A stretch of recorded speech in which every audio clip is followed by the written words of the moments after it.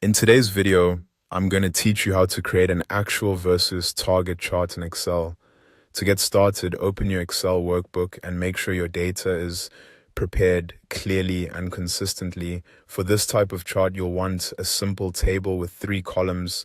The first column should contain your time period, such as months. The second column should contain your actual values, and the third column should contain your target values.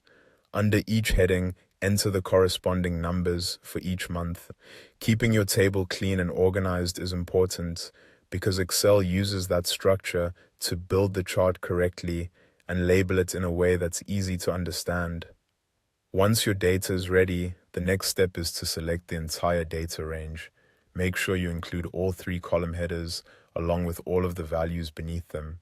Including the headers helps Excel automatically identify which series should be displayed in the chart and how they should be named.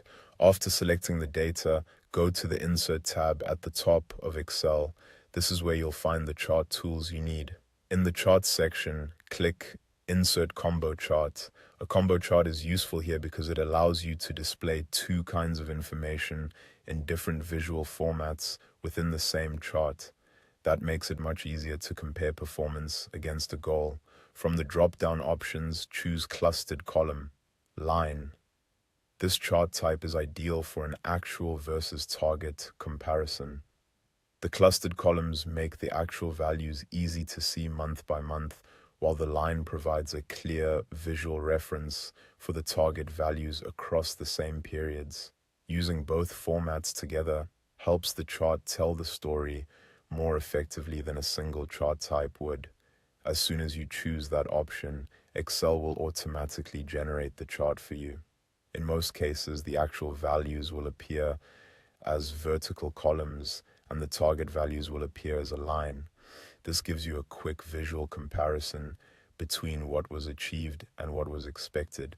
It's a simple but powerful way to spot trends, identify gaps, and communicate performance clearly. And that's it. You've successfully created an actual versus target chart in Excel. If needed, you can always adjust the chart title, colors, or labels later to better match your report or presentation, but the core chart is now complete and ready to use.